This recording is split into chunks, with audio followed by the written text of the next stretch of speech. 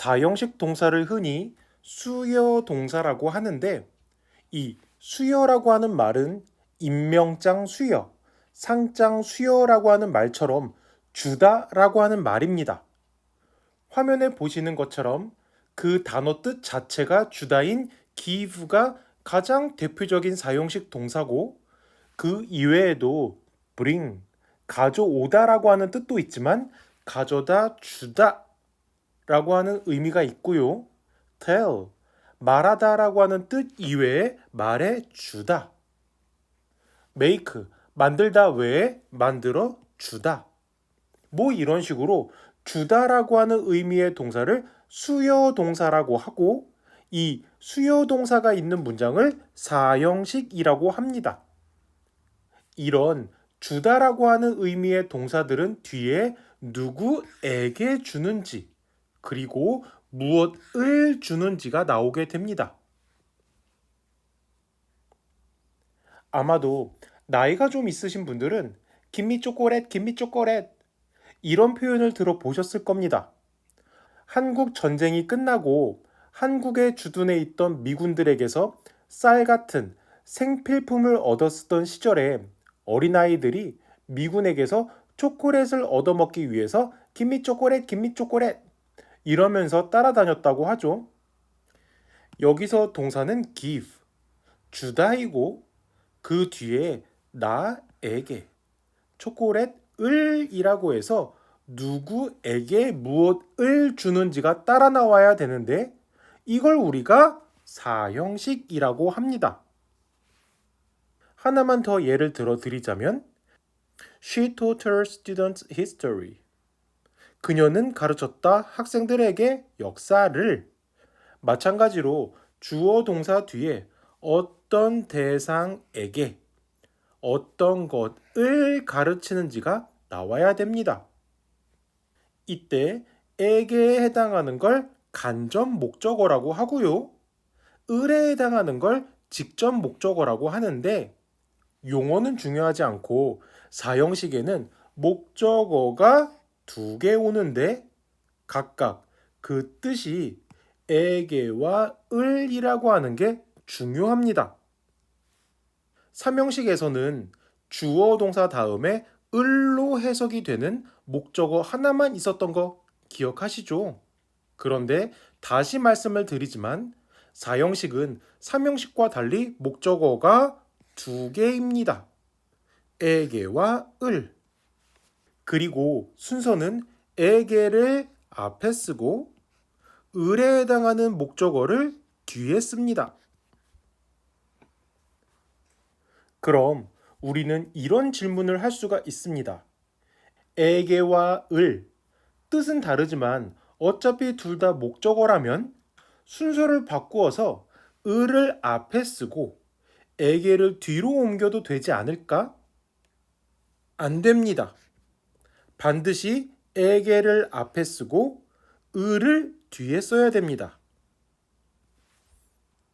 만약에 에게와 을의 순서를 바꿔 쓰고 싶다면 다시 말해서 에게를 뒤에 쓰고 싶으면 뒤로 간 에게 앞에 전치사를 써줘야 됩니다. 전치사를 써야 되는 이유까지 설명을 하면 영상이 너무 길어지기 때문에 그 이유는 다음 영상에서 좀 더 자세하게 설명을 드리기로 하고요. 일단은 사형식은 에게, 을 순서로 목적어가 2개인데 을에게 순서로 바꾸어서 을보다 에게를 뒤에 쓰고 싶으면 에게 앞에 전치사를 써줘야 됩니다. 일단은 이렇게 이해하고 넘어가시기 바랍니다. 그런데 이게 끝이 아니라 때에 따라서 전치사 to를 쓰기도 하고 for를 쓰기도 하고 of를 쓰기도 하고 또 때로는 on 같은 전치사를 쓰기도 합니다. 아마 사형식을 아시는 분들도 to, for, of는 들어봤지만 마지막처럼 on을 쓰는 경우는 처음 들어보신 분들이 많을 것 같은데요. 그럼 하나씩 살펴보도록 하겠습니다. 다시 말씀을 드리지만 사형식에 사용되는 동사들을 수요 동사라고 하는데 뜻이 주다입니다. 이렇게 주다라고 하는 의미를 가진 동사들은 누구에게 무엇을 주는지가 뒤에 나와야 되는데 만약에 이걸 을에게 순서로 바꿀 경우에는 뒤로 간 에게 앞에 전치사 to를 쓰는데 그 이유가 to라고 하는 전치사 뜻 자체가 누구누구에게 뭐뭐로라고 해서 방향성을 나타냅니다. 예를 들어서 나는 서울 간다 라고 하면 I go to Seoul 이라고 해서 서울이라고 하는 목적지를 향해서 가는 거죠. 또 요즘은 편지를 잘 안 쓰지만 예전에 편지를 써보신 분들은 편지를 쓸 때 누구에게 또는 to 누구누구 이러한 식으로 시작을 했던 거 기억나실 겁니다. 그게 바로 누구에게로 해석되는 전치사 to입니다. 그래서 그가 나에게 책을 준다고 하면 책은 그에게서 나에게로 주어에서 목적어 방향으로 전달이 돼야 됩니다. 이렇게 목적지를 향해서 가는 화살표 끝 지점이 바로 전치사 to입니다. 그럼 이 문장들은 어떨까요? 간단한 질문 두 개만 드려보겠습니다. 해석까지 그냥 드렸으니까 한번 생각해 보세요.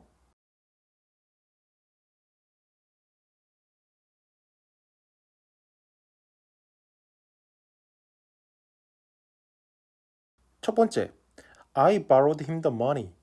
나는 빌렸다. 그에게 돈을. 내가 그에게 돈을 빌렸다는 건 우리말로는 말이 되지만 이 문장은 틀린 문장입니다. 이 문장은 주어 동사 다음에 에게을 순서로 해석이 되고 우리말로도 나는 빌렸다 그에게 돈을 이렇게 말이 되는 것 같지만 이건 틀린 문장입니다. 왜냐하면 나는 그에게 돈을 빌렸다라고 하면 돈의 흐름이 어디서 어디로 가야 되죠? 내가 빌린 거니까 돈은 그에게서 나로 줘.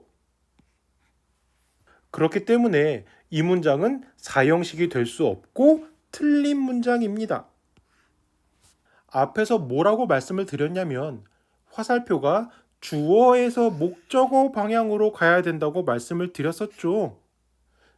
그러니까 당연히 사형식이 될 수 없기 때문에 아래 문장처럼 I borrowed the money to him 이렇게 전치사 to를 이용해서 바꿀 수도 없습니다. 대신 아래 문장처럼 I borrowed the money from him 이렇게 전치사 to가 아닌 from을 쓰셔야 돼요. 위에서 뭐라고 말씀을 드렸냐면 돈의 흐름이 나에게서 그로 가는 게 아니라 그에게서 나로 오는 거라고 했으니까 전치사 to가 아니라 to와 반대 의미를 가진 전치사 from을 써주셔야 맞는 문장이 됩니다. 그래서 편지 써보신 분들은 기억을 하시겠지만 편지를 to 누구로 시작해서 마지막에 from 누구로 끝마쳤던 기억이 있으실 거예요. from에서 출발해서 to로 도착하는 겁니다. 그래서 he gave me a book. 그는 나에게 책을 주었다라고 하는 문장이 있을 때 나에게 책을이라고 하는 두 개의 목적어 순서를 바꿔 쓰고 싶을 때는 a book me가 아니라 a book to me라고 해서 에게에 해당하는 목적어가 뒤에 있으면 전치사 to를 앞에 써줘야 된다는 거 다시 한번 기억하시고요. 아래 문장도 한번 보실까요? He bought me a book. 그는 나에게 책을 사주었다. 위의 문장하고 거의 똑같게 생겼는데 동사만 gave가 아니라 bought, 사주었다로 바뀌었습니다.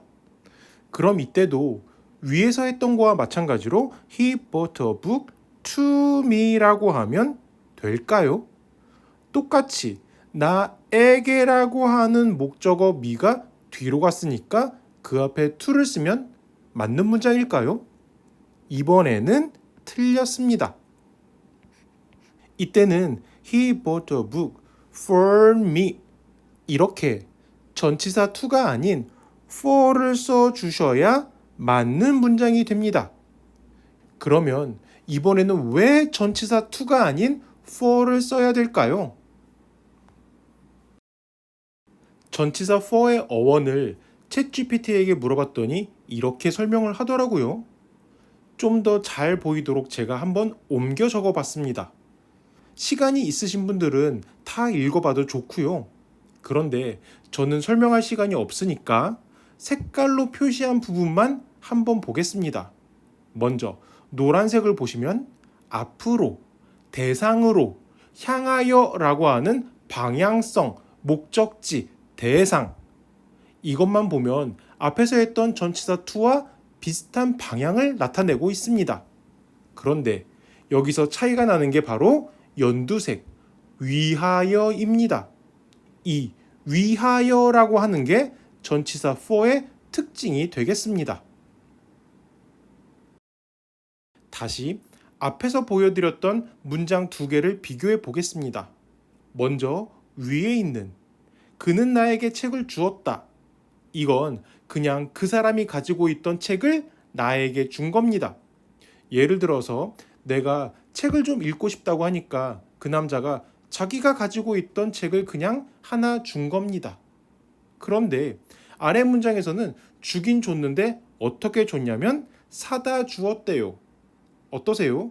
그냥 자기가 가지고 있는 책 중에서 하나를 틱 준 거랑 밖에 나가서 서점에 가건 인터넷을 통해서건 돈을 지불해서 책을 사다 준 거랑 똑같나요? 아니죠. 사다 주는 행동에는 좀 더 책을 받는 사람을 위한 정성이 들어가는 거죠.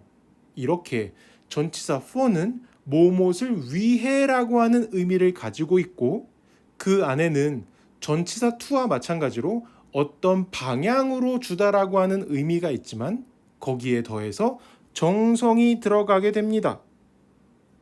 그리고 정성이 들어가기 때문에 사전 준비가 필요한 경우가 종종 있습니다. 지금 보시는 이 네모칸 안에 있는 동사들이 모두 전치사 for를 써야 되는 것들인데요.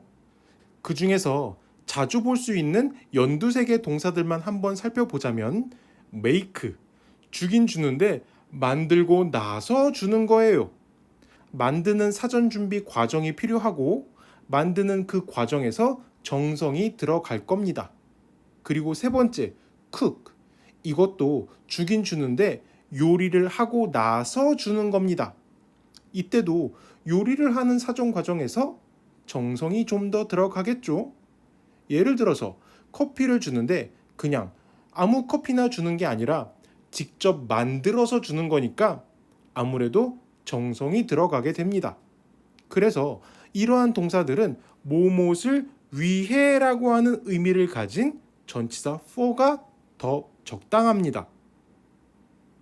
전치사 for를 쓰는 네모칸 안의 동사들 중에서도 연두색으로 표시한 make, buy, cook, get 이 네 개의 동사들은 자주 사용되니까 특히 좀 외우시기 바랍니다. 그 make, buy, cook, get 이 네 개의 동사들 중에서 get을 이용한 예문을 좀 더 들여보자면 He got her the book 이 문장을 에게와 을을 바꿨으면 아래 문장처럼 He got the book for her 이렇게 전치사 for를 써줘야 됩니다. 여기까지는 학교에서도 다 배우는 내용들이죠. 그런데 경우에 따라서는 for가 아니라 전치사 to를 쓸 수도 있습니다. 아까 for와 to의 차이점이 뭐라고 했냐면 for는 to에 비해서 정성이 조금 더 들어간다고 했습니다. 그렇기 때문에 for를 쓰면 그냥 주는 게 아니라 그녀를 위해서 정성을 들여서 구해서 주었다. 이러한 의미가 됩니다. 그런데 전치사 to를 쓰면 그냥 단순히 주었다라고 하는 의미가 돼요. 전치사 to와 for의 어감 차이가 느껴지시나요? 또 마지막 문장처럼 전치사 from을 쓸 때가 있는데 앞에서 to와 from은 방향이 반대라고 했습니다. 그림에 보시는 것처럼 전치사 to는 목적물을 향해서 가고 from은 그 목적물로 붙어 멀어지는 느낌이죠. 그래서 전치사 to를 쓰면 책이 그에게서 그녀에게로 이동합니다. 이렇게. 그런데 전치사 from을 쓰면 반대로 그녀에게서 그로 책이 이동하게 됩니다. 그래서 이때 get은 주다가 아니라 받다라고 하는 의미가 돼요. get은 뜻이 너무 많아서 주다와 받다라고 하는 의미를 모두 가지고 있습니다. 그러면 우리는 get이 주다와 받다의 뜻 모두 가지고 있으면 어떻게 구분하지? 라고 생각을 할 수가 있는데 제가 생각할 때 영어에서 가장 중요한 것은 흐름입니다. 문장만 보는 게 아니라 글이나 대화의 흐름을 보고 get이 주다인지 받다인지 판단할 수가 있는 거죠. 아주 간단한 퀴즈 하나만 드려볼게요.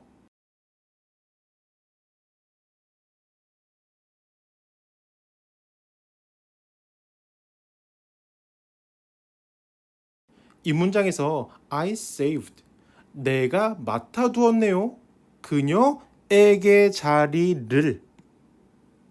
그런데 아래처럼 자리와 그녀의 위치를 바꾸어서 그녀에게에 해당하는 목적어 대상이 뒤로 가면 전치사를 써줘야 되는데 여기서 자리를 맡아주는 행동에는 정성이 들어갈까요? 안 들어갈까요? 자리를 맡아준다는 건 그 자리를 받게 되는 사람을 생각하는 마음이 들어가고 당연히 그 안에는 정성이 들어가겠죠. 그리고 맡고 나서 그 다음에 그 자리를 주는 거니까 이때는 전치사 for가 어울립니다. 어렵지 않으셨죠?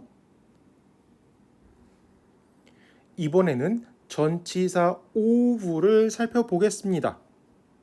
주로 누구에게 요청하다, 질문하다 이러한 동사들은 전치사 of를 씁니다. 그 중에서도 왼쪽에 있는 ask라고 하는 동사 다음에 전치사 of 쓰는 걸 많이 볼 수가 있는데요. 그럼 또 이 네모칸 안에 있는 동사들은 도대체 왜 전치사 to도 아니고 for도 아니고 of를 쓰는 걸까요? 전치사 of의 어원을 살펴보면 from과 비슷하다고 합니다. 앞에서 전치사 from을 잠깐 설명드렸죠. 전치사 from이라고 하는 건 예를 들어서 분홍색 원이 있다고 해볼게요. 그리고 그 분홍색 원 안에는 하얀색 네모가 있습니다. 그런데 이 안에 있던 하얀색 네모가 분홍색 원 안에서 밖으로 빠져나왔다고 해볼게요. 이 느낌이 바로 from입니다. 어디에 속해 있다가 완전히 밖으로 빠져나온 느낌. 그래서 예를 들어 한국에서 미국인을 만났을 때 이러한 질문을 할 수가 있겠죠. Where are you from? 그럼 그 미국인은 I'm from US. 이런 식으로 대답을 할 거고요. 여기서 전치사 from을 쓰는 이유를 왼쪽 그림이랑 연관시켜서 한번 생각해 보세요. 그 사람은 원래 미국이라고 하는 분홍색 원 안에 속해 있었는데 지금은 그 원에서 완전히 빠져나와서 한국에 와 있는 거죠. 그래서 from을 쓰는 겁니다. 이해가 되셨죠? 그럼 전치사 of를 살펴볼까요? 전치사 from이랑 비슷하다고 했으니까 마찬가지로 분홍색 원 안에 하얀색 네모가 있는데 이때는 안에 있던 하얀색 네모가 밖으로 빠져나오려다가 다 빠져나오지 못하고 분홍색 원 안에 걸쳐 있게 됩니다. 이게 of입니다. 다 빠져나오지 못했어요. 하얀색 네모가 완전히 빠져나온 from과 달리 나오다가 다 못 나오고 걸쳐져 있는 게 of. 그래서 전치사 of를 사용한 몇 가지 표현을 한번 살펴보자면 의자의 다리. 의자하고 다리가 떨어져 있지 않고 연결되어 있죠. 그 다음 책의 표지. 책과 표지가 떨어져 있지 않고 붙어 있습니다. 마지막으로 집의 지붕. 집과 지붕은 분리될 수가 없죠. 그래서 또다시 챗GPT에게 of의 어원을 물어봤더니 이렇게 대답을 했습니다. 이것도 잘 보이시라고 옮겨 적어 볼게요. 시간이 되시는 분은 영상을 정지하고 한번 읽어보시고요. 시간이 없으니까 먼저 연두색만 보면 출처, 소속, 기원. 이러한 표현들은 전치사 from이랑 비슷하죠. 그런데 노란색을 보시면 부분, 구성 요소, 어떤 것의 일부, 어떤 것에 속한, 관계, 소속. 뭐 이런 말에서 from이랑 달리 완전히 떨어져 나오지는 않고 아직은 연결되어 있구나라고 하는 걸 알 수가 있습니다. 그래서 혹시 be made from이랑 be made of를 아시는 분들은 이걸 연결시켜서 이해하셨으면 좋을 것 같은데요. 저는 학교에서 우유가 치즈가 되듯이 화학적 변화가 있으면 be made from이고 화학적인 변화가 아니라 물리적인 변화가 있으면 be made of를 쓰라고 배운 적이 있는데요. 틀린 설명은 아니지만 be made from은 기본 소재가 변해서 원래 상태의 느낌이 없을 때, 다시 말해서 기본 소재가 가지고 있는 특징에서 떨어져 나올 때, 예를 들어서 우유는 액체고 치즈는 고체죠. 그리고 be made of는 기본 소재가 심하게 변형되지 않고 유지될 때, 다시 말해서 기본 소재가 가지고 있는 특징에서 떨어져 나오지 않고 아까 하얀색 네모가 핑크색 원에서 나오다가 다 나오지 못하고 걸려 있는 것처럼 원재료하고 연결되어 있는 느낌일 때 예문에서 나무와 책상 둘 다 불을 붙이면 활활 잘 타겠죠? 그리고 나무를 이용해서 책상을 만들지만 반대로 책상을 도끼로 뽀개면 다시 나무가 되겠죠. 이 부분이 조금 더 알고 싶은 분들은 오른쪽 위의 영상을 한번 보시기 바랍니다. 전치사 of의 특징이 어느 정도 이해가 되셨나요? 전치사 from과 마찬가지로 기원이나 출처를 나타내지만 여전히 어떤 것의 일부이면 of. 이해가 되셨으면 다시 앞의 예문으로 돌아가 보겠습니다. 그는 물었다. 질문을 그녀에게. 여기서 그가 그녀에게 질문을 했다는 말 안에는 그가 그녀로부터 답을 받게 될 거라고 하는 내용을 은근히 내포하고 있습니다. 이때 그녀로부터라고 하는 이 연두색의 의미 때문에 전치사 of를 쓰는 거죠. 그럼 또 어떤 분들은 이러한 질문을 할 수가 있을 겁니다. 그녀로부터의 의미라면 over her이 아니라 from her 이렇게 써도 되지 않을까? 그건 안 됩니다. 앞에서 제가 전치사 to와 from을 설명하면서 화살표의 방향이 반대라고 말씀을 드렸죠. 그녀에게서 답을 얻게 되긴 하겠지만 질문의 방향은 주어인 he에서 목적어인 her 오른쪽으로 가야 됩니다. 이게 사형식이죠. 그런데 만약에 from을 쓴다면 화살표 방향이 반대가 되어서 질문의 방향이 그녀로부터 그에게로 가야 되는데 그건 말이 안 되죠. 왜냐하면 질문한 사람은 주어인 he이기 때문에 주어에서 화살표가 시작되어야 합니다. 보통 사형식은 중학교 1학년이나 2학년 과정에서 배우게 되는데 그렇다 보니까 우리는 사형식을 너무 쉽게 생각하게 되죠. 그리고 특히 of 같은 경우에는 동사가 ask면 of를 써야 돼. 외워! 뭐 이렇게 그냥 학교에서 넘어가죠. 그런데 제 설명을 듣다 보니까 사형식이 그렇게 만만하지 않죠. 특히 전치사 of를 써야 되는 이유가 좀 어려울 수가 있습니다. 그래도 여러분들에게 좀 반가운 말씀을 드리자면 원어민들과 대화를 하다 보면 사실 동사가 ask더라도 뒤에는 전치사 of보다는 to를 더 많이 쓴다는 걸 들을 수가 있습니다. 그러면 지금 방금 공부한 of는 언제 쓰느냐? 좀 더 공식적인 자리, 딱딱한 자리에서 쓰거나 아니면 글을 쓸 때 of를 사용하시기 바랍니다. 마지막으로는 전치사 to, for, of가 아닌 다른 전치사를 사용하는 경우를 간단하게 살펴보겠습니다.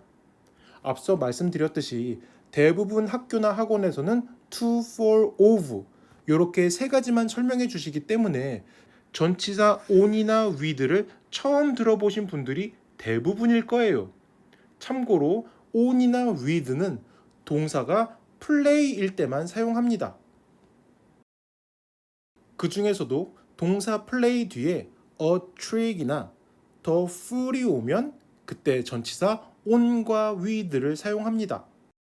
아마도 trick이라고 하는 단어는 할로윈 때 많이 들어보셨을 거예요. trick or treat. 대접하지 않으면 장난치겠다 이런 말이죠. the fool은 바보라고 하는 뜻인 거 다 아실 거고요. 그래서 play a trick이나 play the fool은 둘 다 누구누구에게 장난치다, 누구를 놀리다 라고 하는 의미가 됩니다. 그리고 뒤에 놀림 받는 대상을 쓸 때는 on이나 with를 씁니다. to, for, of가 아니라. 사형식을 정리해 볼까요? 주다라고 하는 의미의 수요 동사를 사용하는 사형식은 목적어가 두 개, 누구누구에게 무엇을. 뜻은 다르지만 둘 다 목적어기 때문에 순서를 바꿔 써도 됩니다. 하지만 에게가 을보다 뒤로 갈 경우에는 전치사를 써줍니다. 그 중에서 대부분의 주다라고 하는 의미의 동사들은 전치사 to를 쓰고요. 정성과 사전 준비가 필요한 동사들은 무엇을 위해라고 하는 의미의 for를 쓰고 그 중에서 연두색 make, buy, cook, get 이 네 개의 동사들은 기억하라고 말씀을 드렸고요. 또 ask 같은 요청이나 질문을 하는 동사들은 전치사 of를 쓴다고 했습니다. 그리고 마지막으로 play라고 하는 동사는 특이하게 on이나 with를 쓴다고 했고요. 그런데 이러한 사형식이 시험에는 거의 안 나오기 때문에 사람들이 공부도 안 하고 천대를 받는데요. 알게 모르게 일상적으로는 많이 사용되고 있습니다. 예를 들어서 지금은 더 이상 안 하지만 예전에 쇼미더머니라고 하는 프로그램이 있었죠. 해석해보면 보여줘 나에게 돈을 이렇게 에게와 을이 있는 사형식 문장입니다. 또 우리가 생각 없이 사용하는 또 다른 표현 I wish you a Merry Christmas 이것도 사형식입니다. 나는 빌어준다 너에게 즐거운 크리스마스를 사형식이죠. 간혹 어떤 분들은 발음이 비슷해서 I wish your Merry Christmas 이렇게 말하는 분들도 많이 있으세요. 나는 너의 즐거운 크리스마스를 빈다. 한글 해석만 보면 맞는 문장 같지만 이건 틀린 문장입니다. 그리고 개인적으로 제가 자주 사용하는 표현인데요. I wish you all the best. 나는 빌어준다. 너에게 최고의 모든 것을. 다시 말해서 모든 일이 다 잘 되길 바래. 이러한 뜻인데요. 새해가 됐을 때 Happy New Year 이 표현 대신 한번 써보는 것도 좋지 않을까 싶습니다. 그러면 문제를 준비해 봤는데요. 문제에 재미있는 표현들을 넣어 봤으니까 한번 읽어 보시기 바랍니다.